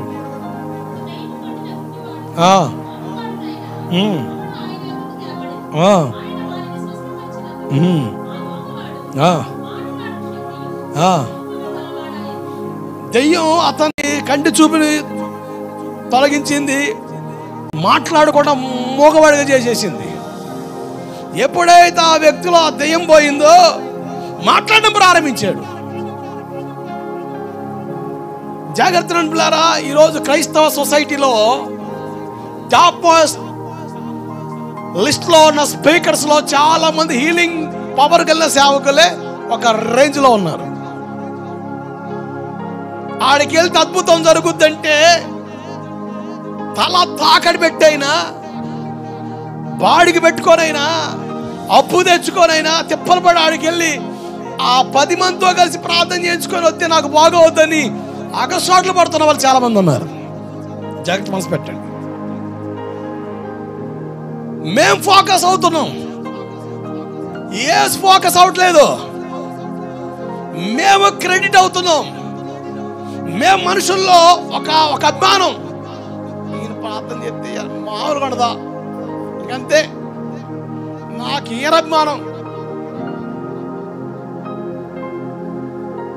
దేవుడికి స్తోత్రం కలుగునుగాక. కావు నుంచి వచ్చినట్టుకున్నారు. తమ్ముడు వచ్చావా? సాగర్ తమ్ముడు ఒకసారి లేచినపడా. వాళ్ళ మిస్సెస్కి దెయ్యం పట్టింది, చాలా తిప్పలు పడ్డాడు. ఓ తమ్ముడు చెబుతున్నాడు, గోవిందపురంలో పాస్టర్ గారు ఉన్నారంటే ఆయన కొన్న అంత పోటుగాడు ఎవడు ఉన్నాడు? ఇక్కడ పెద్ద పోటుగాడు ఎవడు లేడు, పోటు పడేవాడు తప్ప. ఆయన మనసులో అనుకుంది అది, ఎందుకంటే గోవిందపురం పక్కనే కదా, అంత పోటుగాడు తెలియాలిగా. వాళ్ళు ఒక రోజున నైట్ సడన్గా కారు మీద వచ్చారు. వాళ్ళ మిస్సెస్ మెట్లు ఎక్కితే, వచ్చిందమ్మా, వచ్చావమ్మా, వచ్చావా, ఏడా నేను ప్రార్థన చేశాను నీకు, నువ్వు కారు దిగి మెట్లు ఎక్కేటప్పుడు ప్రార్థన చేశానా? నీకేమనిపించింది? భయం అనిపించి వెనకపోతుంది మనిషి. కూర్చోండి, ట్రైన్కి వచ్చారని ఎత్తే అంతే. దేవుడికి స్తోత్రం కలుగునుగాక. బోటకం చెప్పేది లేదుగా. నేను ఫోకస్ అవ్వకూడదు, నాకు తెలిసిన వాస్తవం అది. నేను ఫోకస్ అయితే పబ్లిసిటీ తారస్థాయిలో ఉంటుంది. నాకు వాక్యం నేర్పే సత్యం ఏంటంటే, మేము మరుగవ్వాలి. దేవుడు ఎంత మేలు చేస్తాడు అంతగా మేము తగ్గాలి, ఆయన మాత్రమే హెచ్చాలి. దేవుడికి స్తోత్రం కలుగునుగాక. అది నేను చేస్తున్నా. ఇప్పుడు నీకెవరికి అర్థం కావట్లే. నీకు అర్థమైతే, వాక్యం అర్థమైతే ఖచ్చితంగా వాక్య క్రమానికి అప్పగించుకుంటావు. కానీ ఇప్పుడున్న సేవకులు ఏం చేస్తారో తెలుసా? చదవండి, కొన్ని వాక్యాలు చూపిస్తా. మార్కు సువార్త 1:34. దెయ్యాలు పట్టిన వాళ్ళు స్టేజ్ మీదకి వస్తే మేము చేసే వ్యవహార ధోరణి, గారిడి అంటే బాగోదు, బోటకం అంటే బాగోదు. దెయ్యాలు మనుషులు పడతాయి, దెయ్యాల వల్ల కలిగే సమస్యలు ఉన్నాయి. కానీ మేము మితిమీరి చేసే ఓవర్ ఎట్లా ఉందో చెబుతా.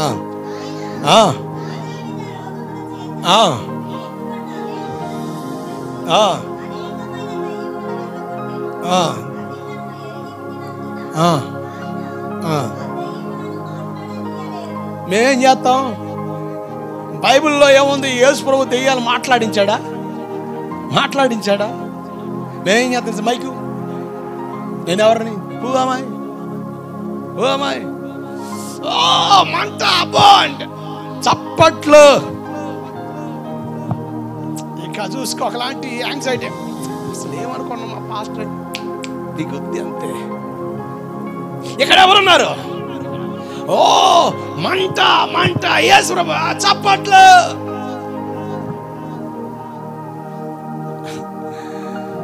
ఒక ఆయన అట్టగే చేశాడు. ఇక్కడ ఎవరున్నారంటే ఒక అన్య దేవుని పేరు ఎత్తింది ఆమె. ఇక పక్కెళ్ళి అవుతున్నాడు. అది పాపం కట్ చేయడం మర్చిపోయాడు అనుకోండి మనిషి, దాన్ని వదిలేసిండు. టపిమని దొరికిండు. ఇక ఎవడు దొరుకుతాడని చూసే వాళ్ళకి భలే సిక్కిండు. ఇక వేస్తుండే ఇక దరువు ఒకడు.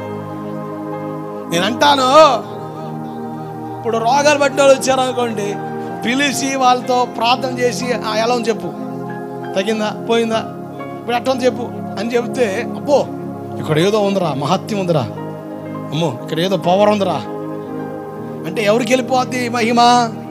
మనిషికి వెళ్ళిపోద్ది. దేవుడు దెయ్యాలు మాట్లాడించలే, కానీ మేము వాక్యాన్ని ఎరిగినప్పుడు కూడా మేము ప్రొపగాండా అవ్వాలని, అట్లా ఫోకస్ అవ్వాలంటే రికార్డెడ్ మిరాకిల్స్ అక్కడ చాలా ఉన్నాయి. ఐదాలు తిప్పి తిప్పి యూట్యూబ్లో వేసిన, ఒక టీవీ ఛానల్లో మాట్లాడుతా తిప్పి తిప్పి వేసిన, ఎప్పటికో టీవీలో వాక్యం చెప్పండి భాస్కర్ మేము స్వాతంత్ర యాత్ర అనే వాళ్ళు చాలామంది ఏడుతున్నారు. అయ్యా నాకు ఆ ధోరణ ఇది లేదయ్యా, వందనాలు, ప్రస్తుతానికైతే సేవను బలపరుచుకోవాలి, చాలా అవసరాలు ఉన్నాయి, చాలా తిప్పలు ఉన్నాయి. ఇప్పుడు టీవీలో ఎవరు చూస్తలేదు, అందరు యూట్యూబ్లతో పడ్డారు. ఎందుకంటే అందరి చేతిలోకి ఫోన్ వచ్చేసింది. టీవీలో ఎవరు చూస్తున్నారు? తక్కువ.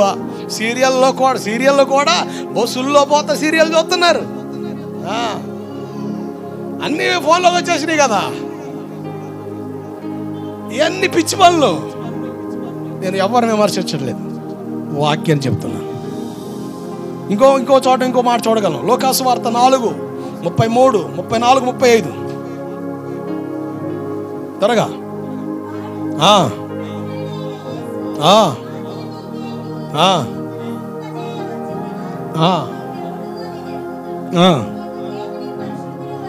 మైక్ కమన్ తర్వాత voluntary come on give the mike చెప్పు మైక్లో చెప్పు చదవమ్మా. చప్పట్లో ఎందుకు కేకలేస్తుంది? చదవాలి. ఊరకుండు, గెట్ లాస్ట్, వదిలిపో. దాన్ని గద్దింపగా దెయ్యము వానిని వదిలిపోయింది. 41 వచనం.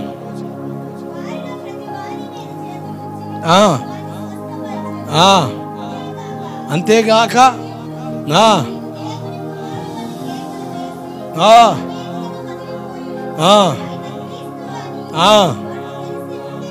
తెలిసి ఉండేను గనక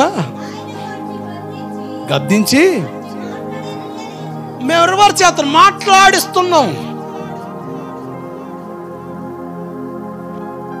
వెర్షన్ రాంగ్ అవుతుంది కదా. ఎందుకంటే ఈరోజు యూట్యూబ్ ఛానల్లో మన క్రైస్తవుల్ని విమర్శించే పరిస్థితులు ఎందుకు వస్తున్నాయి అంటే కారణం ఏంటంటే కొన్ని తొందరలో మేము చేసే ఆ లోపాలు, పొరపాట్లు మమ్మల్ని మిమిక్రీ ఆర్టిస్టులుగా మార్చేస్తున్నాయి. దేవుని మహిమను ఆపాదించేది దేవునికే, మనుషులు కాదు.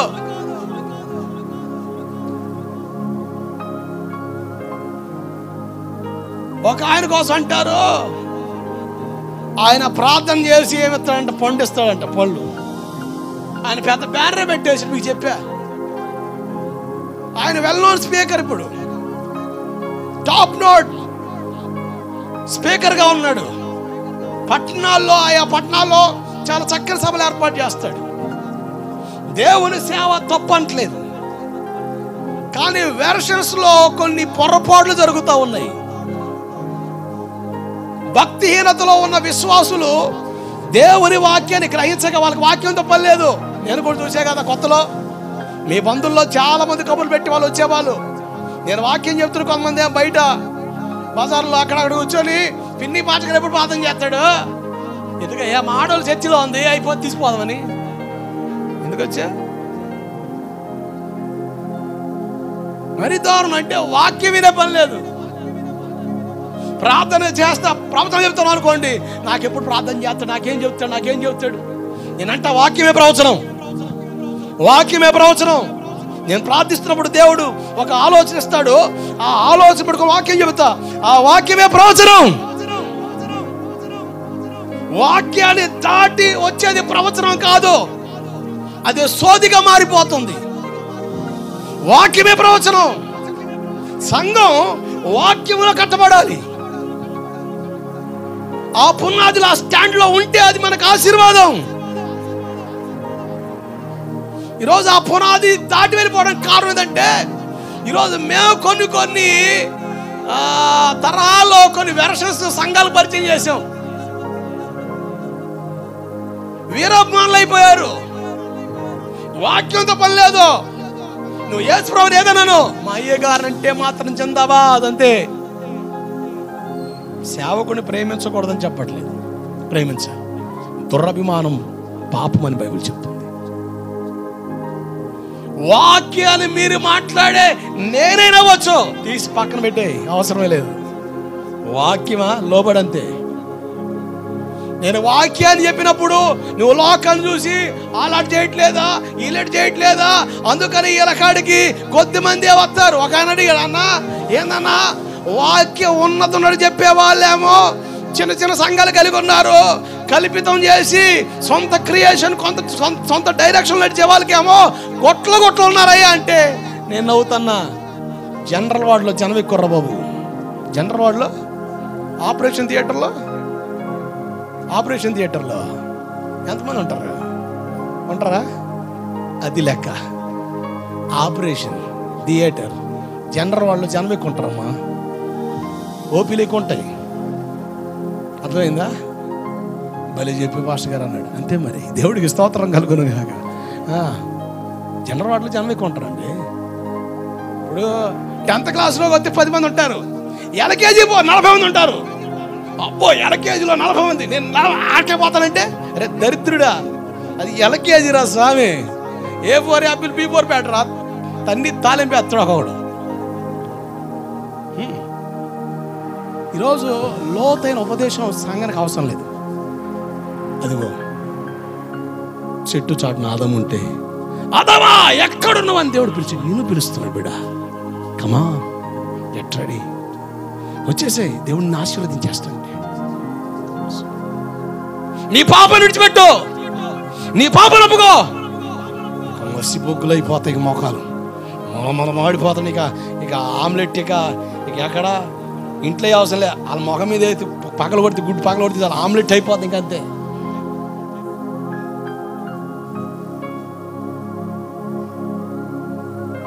ఆపరేషన్ థియేటర్లో కత్తులు వాడతారు, సుత్తి వాడతారు. నేను చూసాక నా కాలు వంకర పోతే పైకి లేపి టకాలు కొడుతున్నాడు. నాకు ఆపరేషన్ చేస్తాను లేదు, సామాన్ లేదు, బాల్ చేస్తాను పోతాను, టకాని కొడుతున్నాం పట్టుకొని.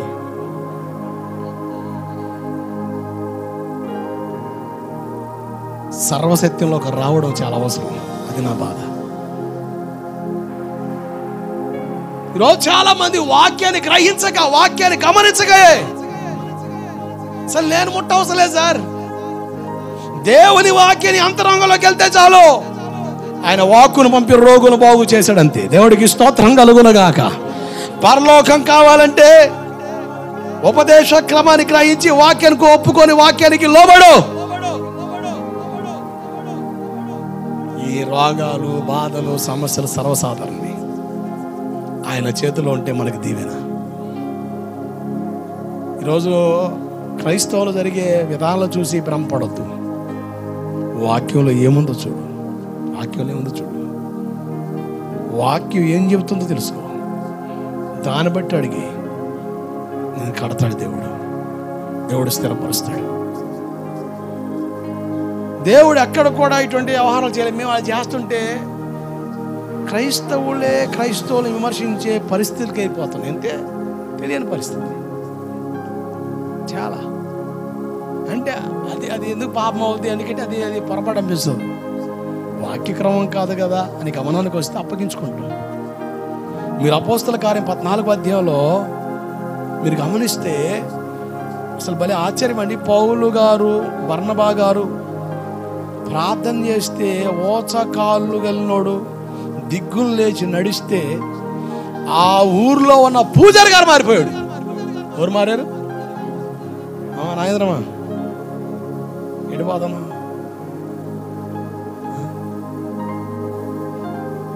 పూజారి గారు మారిపోయాడు. అసలు పూజారి గారు జనాలు లెక్కేసాడు. రే వీళ్ళు మనుషులు కాదురా బాబు, దేవుళ్ళు రా. రే దేవుడు గుళ్ళోడు రా, వీళ్ళుగా రా దేవుళ్ళు. ఎత్తండ్ర మేళాలు, దాండిపోల దాంట్లో అడుగడికి బలర్పిద్దాం. దేవుళ్ళే వచ్చారా బాబు మన ఊరికి. నేను ఆ వాక్యంలోకి ఇన్వాల్వ్ అదే ప్లేస్లో నేనుంటే అడుగడుగు కట్అవుట్ వేస్తా. అడుగడుగు స్టిల్తో పక్కన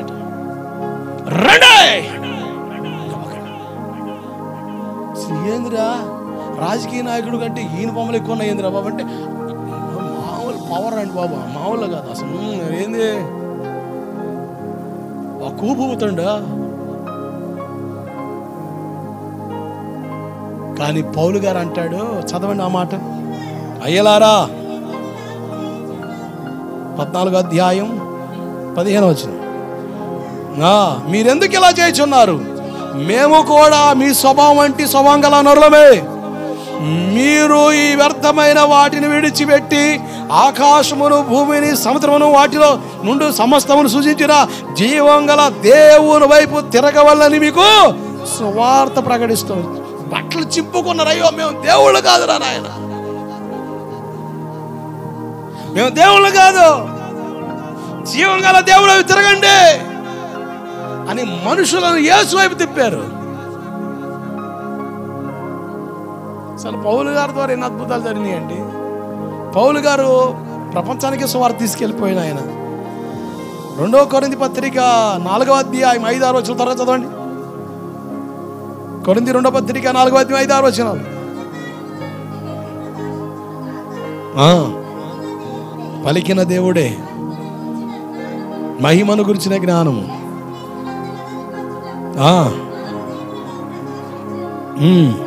కనుక మేము మమ్మల్ని కోసం ప్రకటించుకోవట్లేదు, కానీ యేసు ప్రభువుని గురించి, ఆయన ప్రభు అని. ఒకవేళ మా కాదు చెబితే రైట్ రెవరెండ్ 22, 32, 62 లేదు, బిషప్ సెటప్ ఏమి లేదు. యేసు నిమిత్తం మేము మీకు పరిచారకులమని చెప్పుకుంటాం. దేవుడికి స్తోత్రం కలుగునుగాక. ప్రపంచన స్వస్థత వివేచన వరములు కలిగిన దైవజనుడు, 64 వరాలు కలిగిన సేవకుడు. 64 వరాలు వచ్చినాయండి. అట్లా వచ్చినా నాకు అర్థం కాలే. 64 వరాలు అట్లా వచ్చినాయి అయ్యా. విచిత్రం. అంటే మేం బూస్ట్ చేసుకుంటున్నాం. దేవుని మహిమను ఎక్కడ మనం దొంగలించకూడదు. దేవదూతల్లో మొదట అనుభవం చెప్పాను, ముఖాన్ని కప్పుకోవడం. మేము మరుగవ్వాలి. నేను వాక్యంలో తెలుసుకున్న విషయం ఏంటంటే, సేవకుడు మరుగైతే అది సంఘానికి బలం. ఆమేన్. మీరు జీవాన్ని పొందుతారు. మేము బహిర్గతమవుతాం, మేము ఫోకస్ అయితే అది మీకు మరణార్థంగా మారుద్ది. మీరు ఆత్మీయ బలపడలేరు. ఎందుకంటే మేము వాక్యం చెప్పం, మా కోసం మేము చెప్పుకుంటాం, మా డబ్బు మేము కొట్టుకుంటాం, మా పడ మేము చెప్పుకుంటాం. ఇది సరిపోతే ఇంక ఇదే సేవ. నేనంటాను, నేను ప్రకటిస్తే యేసుని ప్రకటించాలి. నా కోసం కాదు, నాలో ఏమీ లేదు, ఆయనలోనే ఉంది. ఈరోజు చాలా గందరగోళ పరిస్థితులు. సందర్భాన్ని బట్టి చెప్పి ఒక మాట చెప్పి ముగిస్తాను. కొన్ని ఏరియాస్లో కొంతమంది సేవకుల్ని బ్రేక్ డౌన్ చేస్తున్నారు. చాలా గందరగోళ పరిస్థితులు కనబడుతున్నాయి. కానీ దేవుని వాక్యం ఏం చెబుతుంది అంటే, సేవకుడే ఇంకో సేవను పాడు చేసే వైఖరిలోకి వెళ్ళిపోతున్నాం. అంటే పామును మింగుతుండగా, ఏవో చేపను మింగుతుండగా, అట్లా సేవకులే సేవను మింగేస్తున్నాం. చాలా డిస్టర్బెన్స్ కనబడుతున్నాయి.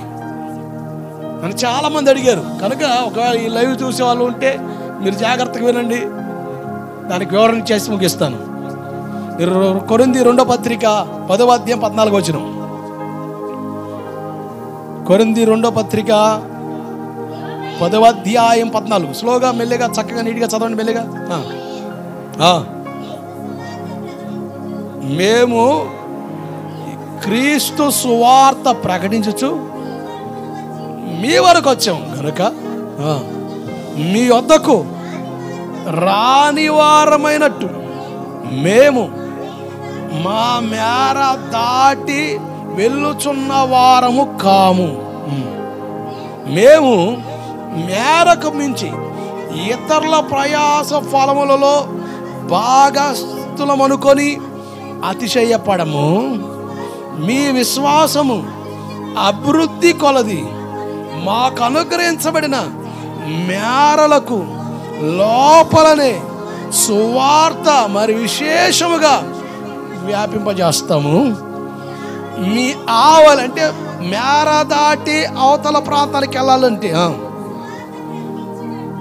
సువార్త ప్రకటించినట్లుగా మేము మీ మూలంగా కనపరచబడుదుమని నిరీక్షించుచున్నామే కానీ మరి ఒక్కని మేరలో చేరి సిద్ధమైనవి మావైనట్టు అతిశయింపఘోరము. నేను చాలాసార్లు ఈ వాక్యం చదివాను, కానీ గురవై పాలనలో 2021లో 2016లో నవంబర్ 21-22 తారీఖులో జరిగే సభల కొరకు నా ఎదురుకు వచ్చిన డిస్కషన్ ఏంటంటే కానుక ఎద్దుతాం, కానుక పడతాం. నేను మీ మీద ఎవరి మీద భారం పెట్టలేదు, ఎందుకంటే నేను ఆగస్ట్ నెలలో ఒక పుట్టినరోజుకి వాక్యం చెప్పడానికి 2 పర్యాలు వెళ్ళా. కొంతమంది ముసలోళ్ళు వచ్చి, అయ్యా చాలా బాగా వాక్యం చెప్తున్నావు, గోవిందపురంలో మా బంధువులు ఉన్నారయ్యా, నీకోసం చాలాసార్లు విన్నాం, సభలు పెడితే బాగుంటుంది కదా, 2 రోజులు కోటలు పెట్టి వాక్యం చెప్పయ్యా అని అడిగితే, నేను అప్పుడే అప్పుల్లో ఉన్నా, అర్రాకొర తేళ్ళు ఆడుతూ ఉన్నా. సరే అమ్మా అన్న. వాళ్ళు 2-3 సార్లు కబురు పట్టి పంపారు నాకు. నా పరిస్థితి ఏమో కోటలు పెట్టి అంత పరిస్థితి కాదు. ఆదివారం సందా పార్టీ లేదు మనకాడ. సరే ప్రార్థన చేద్దాం అని నేను ప్రార్థన చేసుకొని దేవుని సహాయాన్ని కోరుకొని ధైర్యం తెచ్చుకొని వెళ్ళా. అప్పుడు మనకి ఈ సిస్టమ్ ఏమీ లేదు. ఇరిమి అన్న వచ్చేవాళ్ళు కదా, ఆయన దగ్గరికి వెళ్ళి, అన్న మీ ఊర్లో కూటమి పెట్టాలనుకుంటే 2 రోజులు సిస్టమ్ మీదే, లైట్లు మీదే, ఆర్కెస్ట్రా బృందం కూడా మీదే, ఎంత ఇవ్వమంటావు అన్న. మొన్న వేరే భాస్కర్ ఒక్కరోజు కూటమి పెట్టాడు, ఆ ఒక్కరోజు కూటానికి 13,000 ఇచ్చాడు అన్నాడు. నేను అన్నాను, నాకు ఆ డబ్బులుండి నేను నీ కాడికి రాలే, నాతో యేసున్నాడు నీ కాడికి వచ్చాను. నేను వాస్తవం చెప్తున్నాను.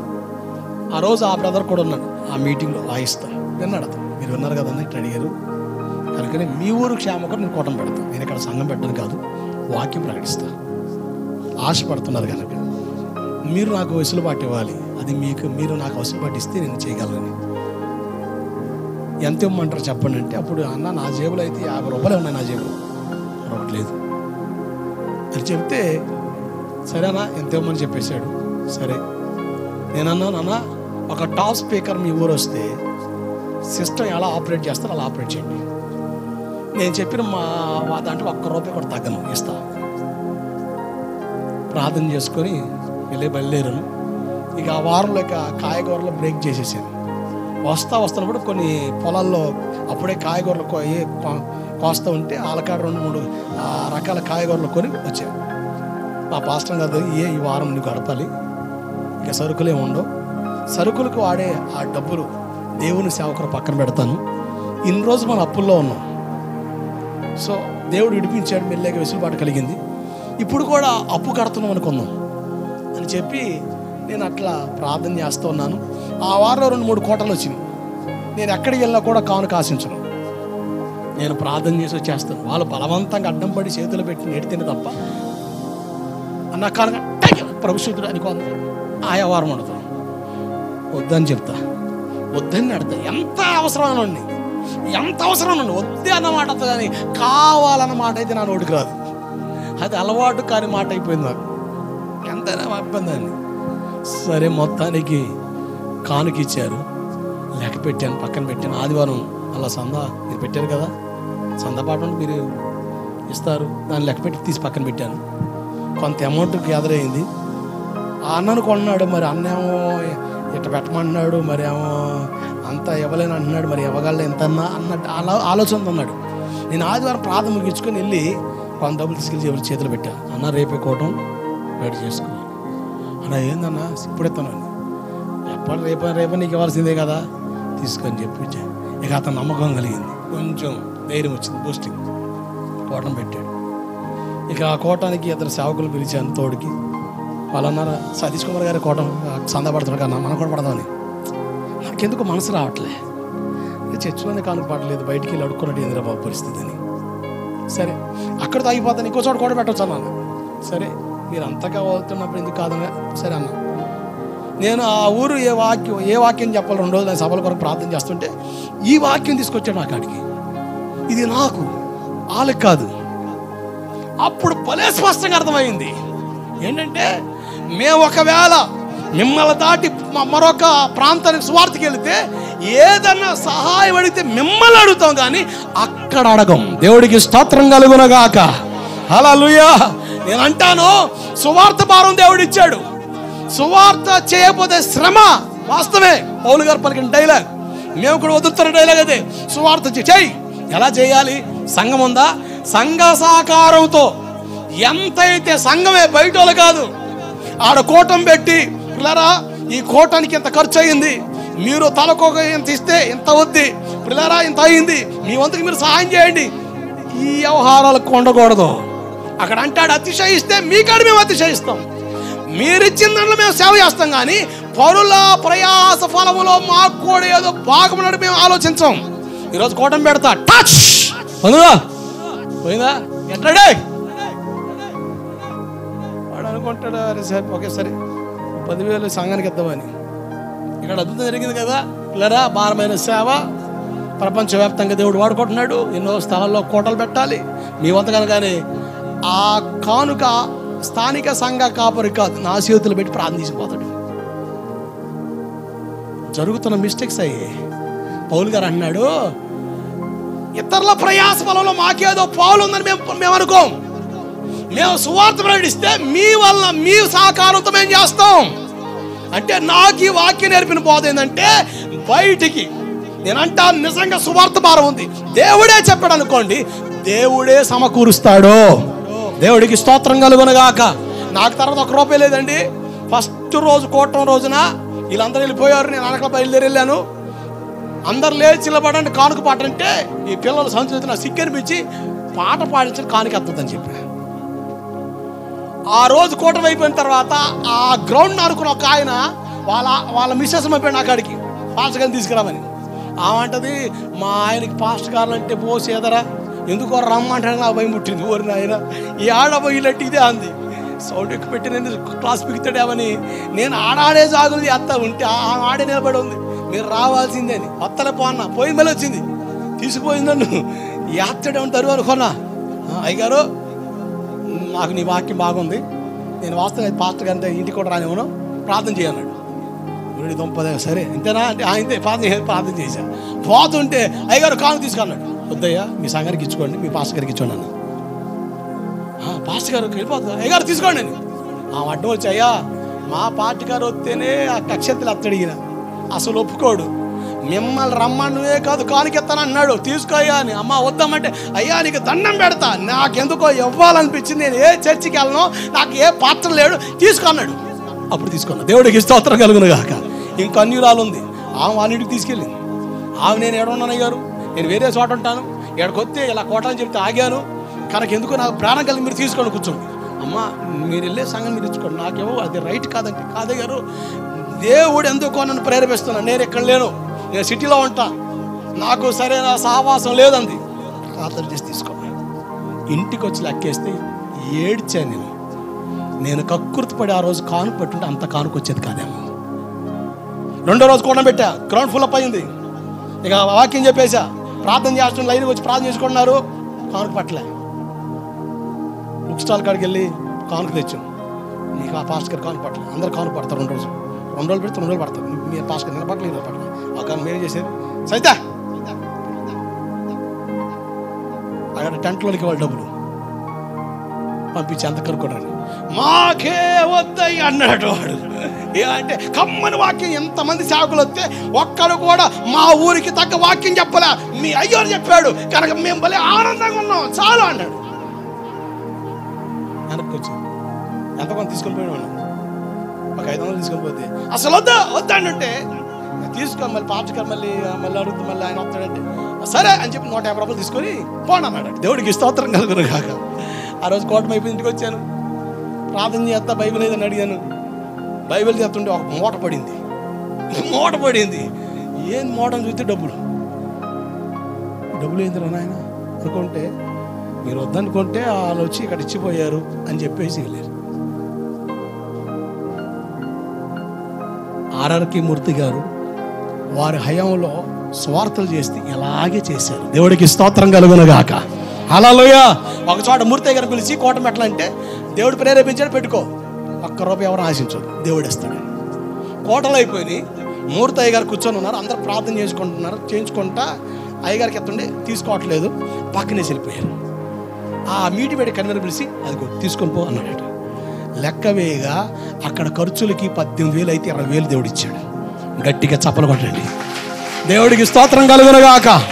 అంటే ఈ వాక్యంలో సత్యం ఏంటంటే, సంఘం ఉంది, ఏదైనా నేను బయటికి వెళ్ళి సువార్త చేస్తే మీ అభివృద్ధి కొలది, మీ విశ్వాసం కొలది, మీ వంతు సహకారంతో నేను అక్కడ చేయాలి. అంతేగాని పిల్లరా ఇంకో చోట పోవాలి, ఇంకో చోట పోవాలంటే ఈతకాయేసి తాటికాయలాగే వ్యవహారం చేయొద్దు. ఒక సేవకుడు 5 లక్షలు ఇన్వెస్ట్ చేస్తే రికార్డు చెబుతున్నారు, అక్కడ కలెక్ట్ చేసే రికార్డు 5 లక్షలు పెడితే, ఒక్కరోజు కూడా 5 లక్షలు పెడితే 15 లక్షలు వస్తుంది ఆ డబ్బు. ఈతకాయ అయితే తాటికి వస్తుంది సార్, ₹1 రాని కాడ అసలు అక్కడ దేవుని ప్రేరణే లేదు. ఇక ఆ రోజుతో close. It's not the matter. God, ఆయన నేను నమ్మినది, నేను నమ్ముకున్న సత్యం అది. ఇది నా సొంత నిర్ణయం కాదు, దేవుని వాక్యం. ఈ వాక్యం నాకు దొరికిన తర్వాత నా హృదయం బాగా కట్టబడింది. ఎక్కడ కోటం పెట్టిన ₹1 ఎత్తను అవసరం లేదు.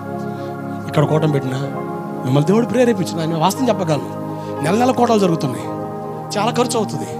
దానికి తగ్గట్టు నేను తీసి పక్కన పెడతా వస్తుంటా. కొంత మీ సహకారం నాకు అందుతుంది.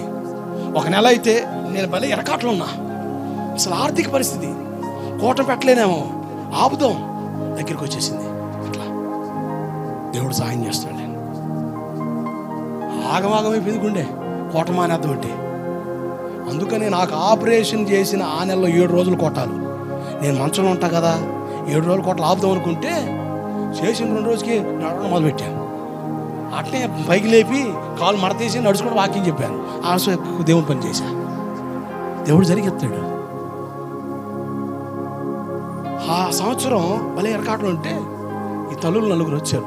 ఏందమ్మా అంటే ప్రార్థన చేశాను. ఎక్కడి నుంచి అమ్మంటే, ఏందయ్యా మేము ఎంత కష్టపడుతున్నాం, మేము కనబడతలే, ఒక్క సంద మేము ఇవ్వకపోతే మేమిత్తే మాకు దీవెను కదా, నీకేడ నుంచి వస్తాయి. నిజంగా మీ మంచి మనసును బట్టి నేను నిండుగా దేవుని స్తుతిస్తున్నాను. ఇది ఫోకస్ కాదు, బిస్కెట్ కాదు, నా రెస్పెక్ట్. దేవుడికి స్తోత్రం కలుగునుగాక. హల్లెలూయా. నిజం. ఈరోజు సేవ వ్యాపారాలు బయట కనబడకూడదు. సేవలను డబ్బు కావాలి, కానీ సేవ వ్యాపారం బయట కనబడకూడదు.